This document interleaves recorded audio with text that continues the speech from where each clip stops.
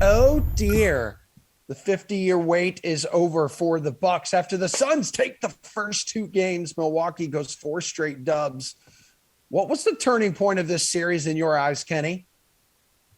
Oh, Emerson, it had to be in game four, those Chris Paul turnovers down the stretch. I mean, that was a game. The Suns led almost the entire way. And then late in that game, Chris Paul gave the Bucks that win. I mean, they turned the ball over multiple times down the floor, and the Bucks came from behind in the very waning moments of that game to take it. And the Suns were just, I mean, they could taste a 3-1 lead. If the Suns took a 3-1 lead, we know all the memes. It is near impossible to blow a 3-1 lead unless LeBron James on the other side of the floor.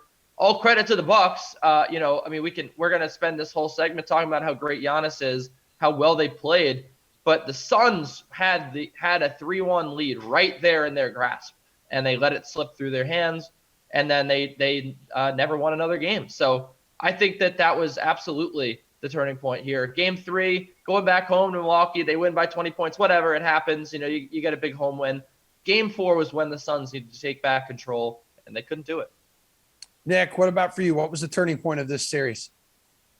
I think it's the same sequence that Kenny talked about. It's the turnover for Chris Paul. It's the block by Giannis Antetokounmpo on DeAndre Ayton that completely flipped that game. A game that the Suns led throughout. The Suns led much more than the Bucks did throughout this entire series. I don't know what the exact figures were, but they played better overall. I thought when you take these 6 games on aggregate, they outshot the Bucks from the field. They outshot the Bucks from three. They outshot the Bucks from the free throw line.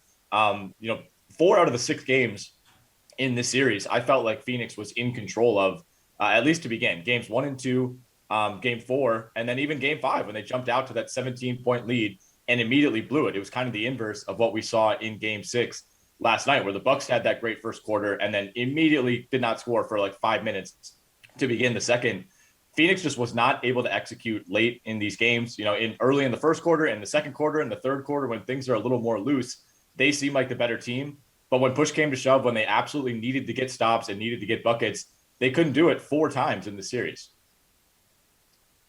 Hey, guys, do you want me to ask Julian this question? Is he in? Is his internet working? No? Jules, you're here.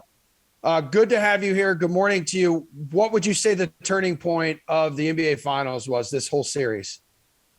Brutal morning for me. Bad internet. I'm wearing the same hat as Kenny. Can't get a win. And I also bet on the Suns. So,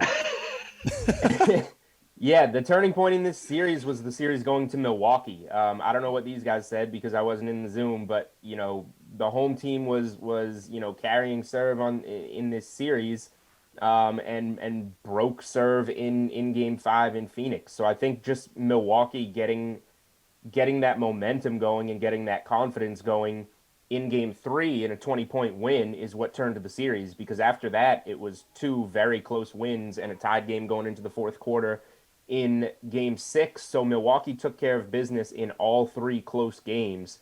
So just that confidence booster, that momentum swing of getting a sweat-free win in game 3 kind of spun everything around, and they didn't turn back from there, winning all 3 close games.